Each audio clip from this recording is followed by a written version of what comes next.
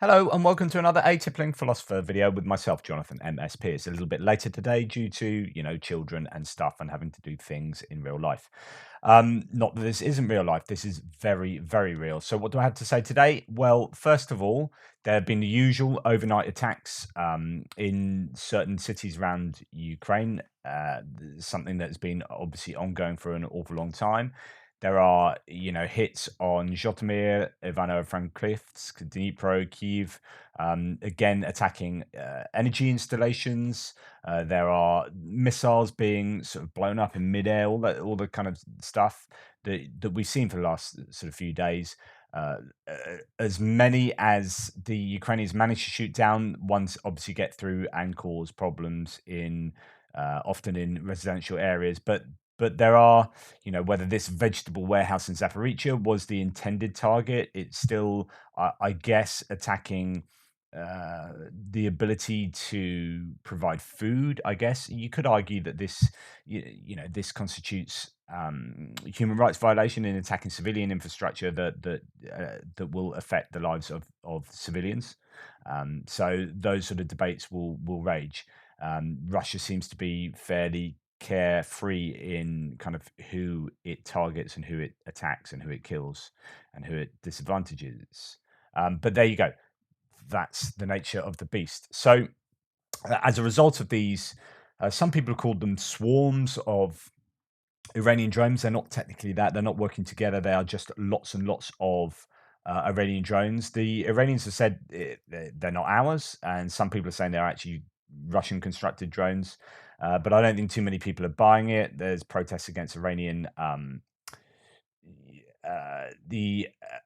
embassy in Kyiv, and this is the UK intelligence update saying that since October 10th, Russia has maintained a high tempo of long-range strikes against targets across Ukraine. They're being conducted by cruise missiles, air defense missiles, and surface-to-air surface-to-surface roll, and Iranian-provided Shahed 136 one-way attack uncrewed aerial vehicles.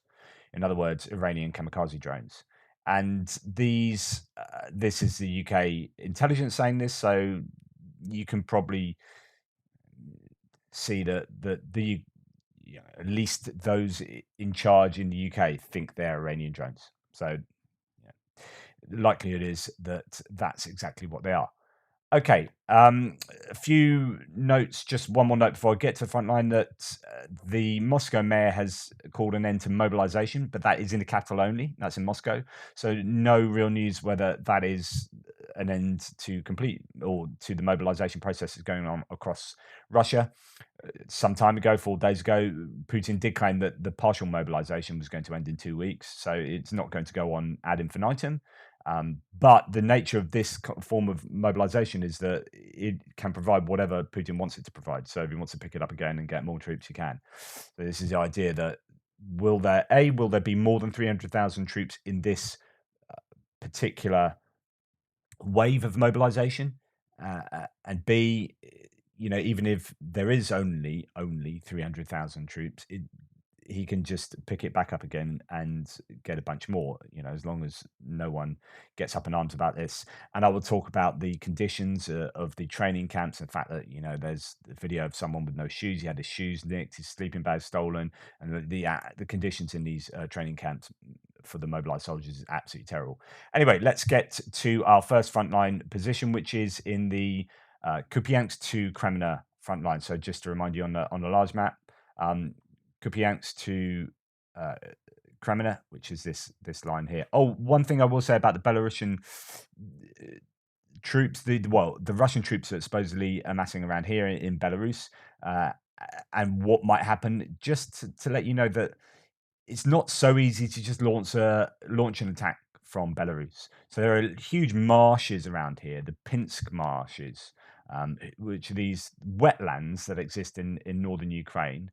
I can't quite work out exactly how far they stretch, but even across this sort of border here, the Ukrainians will have mined an awful lot of land. This will be really difficult and dangerous for the Russians and Belarusians to attack if they decide they're going to attack there. The Ukrainians have had months and months now to sort out this northern border to make sure that it's pretty tricky for any attack. Um, so it's not so easy as just them marching in and causing a huge problem for Ukraine. Although if they did that, there would be obviously a problem, but there would also be a problem for the Russians and Belarusians. Anyway, sorry to get back to Kupiansk to Kreminna. Usual story there to some degree, although I think there has been a little bit of movement. Some people reporting no movement at all. I think there has been a tiny bit of movement, but then this does come from the pro-Ukrainian sources. So we got the Kupiansk down to Svatove before the Kherson River starts. And this is an out-of-date map from War Mapper because they haven't really produced another one where that has since been liberated, supposedly. And you've got Pilshani and a number of other towns around here that I'm just going to talk about now. So the this is Kupiansk, and the Ukrainians have been pushing out slowly uh, to the northeast. There's Svatove, which is down south from here, so we don't quite get to Svatove here, but this is the area of land to the east of Kupiansk. Just to go back to so this, we're basically looking at this a map that does this. Okay. And what's happened is apparently the Ukrainians do control Vilshana now. So before I had the line just going sort of below Vilshana to say that was contested, and they're pushing towards Persia Trevnevi and towards Orliansky. So there is this push eastwards, but it seems like the Ukrainians have succeeded in getting Vilshana, although that's probably a grey zone in all honesty. And there's Russian confirmation, as I said the other day. The Ukrainians claim that Avdivka and a number of these, Pilshani and even Berestovi, which is this settlement down here, it's unmarked there, are under Ukrainian control. There's no confirmation from the Russians about Tabaivka. I still have it under Ukrainian control here, just because that was the last thing I heard. Again, there's just not an awful lot of information coming out, but things are moving slowly uh, northwest of Svatove, so that's all up here, but still no movement, particularly around here. I still have Stamakivka under Ukrainian control, and then we start hitting the Kherson River, and we have these three towns at the top of the Kherson River, where this top one I've shown is liberated, has been liberated for some time. That's Kovalivka. I don't have any more information about that. I'll probably do a little bit of research on that today before it going back to the Russian control below there. And then we have this line coming down here. Okay. So, although Kovalivka is actually under, because this is an old map of mine, Kovalivka is under Ukrainian control as according to my other map. So, this is the area that is hotly debated. Russians are still saying they are attacking and maybe even controlling settlements around here from Terny to Torsky to Dibrova. I've just put the line somewhere down the middle because they seem to swing back and forth. The Ukrainians saying one thing, the Russians saying the other. It's probably a big grey zone in there. And here's zooming in. So you've got Kreminna, Rubizhny. So just to go back to that zoomed out map, you've got Lysychansk, Severodonetsk, Rubizhny, Kreminna. This is that pocket of land in here where I've zoomed in. And the Russians claim something like this, give or take, different days, different sort of variations, and the Ukrainians claim not. So the reality is it probably goes somewhere down the middle, but the Russians are making counterattacks here to give them some breathing space to sort out their defenses up and down the sort of Krasna River line, which goes up the other side of the P66 highway. So just to give you that idea, here's a P66 highway, and that goes down to Kreminna. So we go to my map here. You've got the P66 from Svatove down to Kreminna, and you've got a river, the Krasna River, that goes up here. So they're setting up their defenses around here, but this, I think, is buying them time that allows them to sort themselves out defensively as the Ukrainians take an operational sort of breather, pause. The theories abound as to exactly what they're planning on doing and when, and whether they have lost themselves some momentum. This is from the Institute for the Study of War, a couple of days old, really. So a lot of their, it's 16th and 17th of October, some of their information. So it's not. Obviously, this is from last night, so it was end of the 17th. But but there's not a lot of information coming from this whole line. Ukrainian General Staff noted on October 17th that Russian troops attempted an unsuccessful attack on Torsky, 15 kilometers west of Kreminna, which is consistent with claims made by Russian military bloggers that Russian troops are fighting for ground in this area. So all that's admitting is that they've made a bid for Torsky, but it was unsuccessful, as according to the Ukrainians. There's just a lot of fighting going on around here. Okay, before we go to Bakhmut, and just to let you know that we're going to move down this front line towards the southern Luhansk and northern Donetsk. So this is Donetsk Oblast, and this is Luhansk Oblast. So as we come down past the Luhansk border into Donetsk, we have Bakhmut, and Bakhmut has been famously on the edge of being encircled, and Russians keep making claims about Bakhmut, about how they have encircled it. They've taken this town, they've taken that town, Bakhmut, Bakhmut, Bakhmut, and it's the Wagner mercenaries that are acting around there. And you get certain maps like this saying that, Bakhmut town is here and they're fighting in the suburbs, and they've taken a Pitny and Ivanrad just to the south. So just to let you know that Pitny and Ivanrad are these two very small but quite destroyed settlements, and the Russians claim that they've got them, and they're claiming they're coming up north around Soledar, and they're making claims now that they've got Klishkivka, which is down to the south, which will help them on their encirclement attempt, so on and so forth. So that's what's going on in Bakhmut, as according to the Russians. The Ukrainians saying, do you know what? Don't believe the Russians. As I said, there was even some people who were in Ukraine that commented Bakhmut, who commented on my YouTube thread a couple of days ago to say they just haven't moved. The Russians haven't moved. Don't believe them. This is fairly settled. And you have to listen to this, right? So I'm going to go off the front line for a second, because this then sets up the claims that you're going to hear being made about Bakhmut. And this is from a guy who's literally just been in Bakhmut. So this is from the Ukraine, the latest podcast, which is done by the Daily Telegraph, and Roland Oliphant, who's literally just coming back from Bakhmut now, saying this. And it's just so worth taking this on board. Active artillery fire being heard in the area, which says everything about that said to me, this is quite a slow battle. And if the Russians are making progress, it's very, very slow, and that matched to what we heard. And then we have these funny little reports over, just after we left, we got a report from the British Ministry of Defence saying, what did they say? They said that, the Russians had suddenly, got into these villages to the south of town, had made progress. And that interested me, because that was exactly what someone had told me when we were there a few days before that. So it was either the British reporting an event that had happened previously, or they were reporting a second attempt by the Russians. And then we got these reports on Russian Telegram channels saying, it's looking bad for the Ukrainians in Bakhmut. We've got them in a half semicircle. They're pulling out. They're retreating westwards. And I thought, really? I mean, impossible, because, when you're on the ground, as I often say on this podcast, like, very little, you see very little, you talk to as many people as you can, you get as much, as wide a sample of views as you can, obviously, but your view is limited. So I thought, well, yeah, maybe something's happened. Maybe I wasn't aware of more movement. But then the Grey Zone, which is one of these Russian propaganda Telegram channels, which is closely associated with Wagner, had an interview with Yevgeny Prigozhin, the head of Wagner today, in which he said, this legend about the Ukrainians running away from Bakhmut is just that, a legend. And he called it stable but difficult for the Russians, which completely matched my impression in Bakhmut.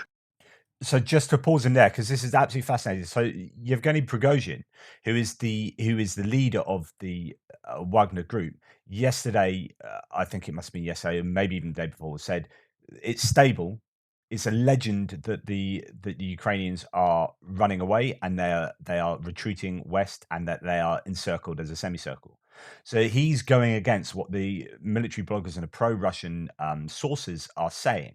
So just be really, really careful about, again, who you listen to. To be fair, and that leads me actually to one of the main things I wanted to say about my impressions, which is about this fog of war thing. I mean, we've been relying a lot on we rely a lot on official statements from the Ukrainians. Because they have quite a tight information policy. We don't really rely on official statements from the Russians, because the Russian Ministry of Defense is so completely, I mean, almost to the point of useless in its statements, because it's so obsessed with not saying anything bad. So you end up relying on the Russian side from these kind of, allegedly independent Telegram channels, which includes the Grey Zone, which includes Rebar, which includes, Simon Pegov from Wargonzo. But they are also propagandists, and they also get things wrong. They are very aware that we're watching them as well.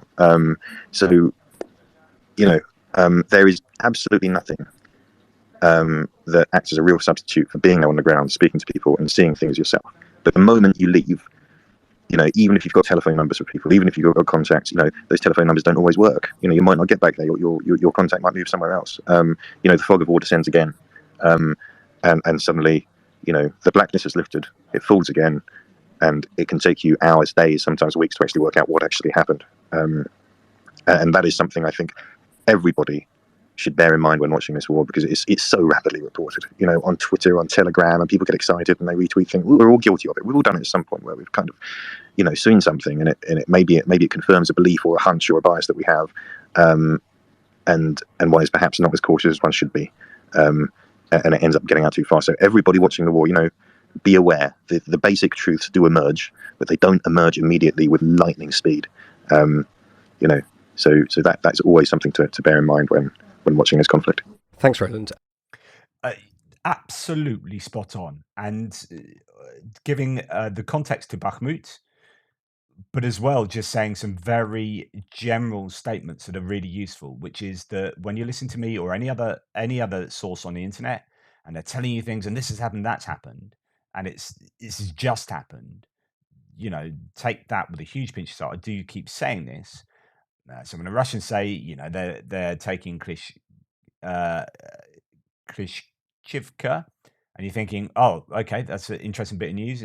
Just say, well, not 100% sure. So I just put a big question mark there, and we'll see. We'll see in a day or two, because taking those initial claims as gospel truth is really, really problematic. I think Roland Oliphant's section there was super important to take on board. And with that in mind, let's talk about Donetsk, the city. So just to give you that, idea of where it is on the map, here is the Donetsk front line, northern coming down to southern Donetsk, and we have the city of Donetsk. And we've got this town, Avdivka. And this is very much has a parallel with Bakhmut in a sense.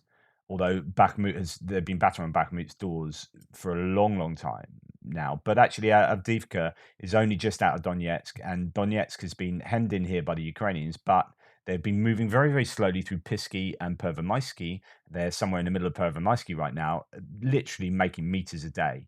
But the idea is, they've got Opitny and Vodyany maybe, and they're encircling Avdivka, which will allow them a completely straight front line. So here is what the intentions are. I don't know whether this is a few days old now, but this is the Russian. So it claims that, oh look, the Ukrainians are going to get out of there as the Russians encircle them around Avdivka, and that then allows this much straighter front line from Donetsk really up past Horlivka and up towards Bakhmut. This tiny little sort of Ukrainian salient is a bit of a thorn in the side of Donetsk. So there is claims that the Russians are making a little bit more of an encirclement there, but again, let's wait and see, because so far it's been literally meters from going out westwards through along this highway past Pisky and Pervomaisky, or through them. Watch that space. Right, Kherson. Again, not an awful lot. There's operational security here. There are claims that, some pro-Russian sources, pro-Ukrainian sources claiming, oh, loads of tanks were destroyed by the Russians, loads of troops. And it just seems a load of nonsense at the moment. Now, I claimed yesterday that this was the Ukrainian front line, at least as far as we'd last heard from them. A couple of little attacks, one going south towards Tamarini, but probably not a front line, probably just an incursion, a little attack to soften the area or find out, and one near Sadok. But essentially, the Russians claiming really the front line goes from Dujani, and they're putting pressure on Novokamyanka, and their line goes even north of the Ukrainian line. Now, there has been some reinforcements from the Ukrainians down to Novokamyanka and I think Dujani as well. So there must be some pressure coming from the Russians here for the Ukrainians to put some reinforcements in there. And in fact, this is the deep state map that reflects actually where we were originally. I was originally saying the front line was just north of Milove and went like this. It seems that this part from, so if I show you my map again, not that one, wrong way. So here, I was saying just north of Milove, it probably is the line. Well, Deep State admit that the line is probably there. So somewhere between the Russian and the Ukrainian claims, which is kind of like what it always tends to be, which is truth is somewhere in the middle.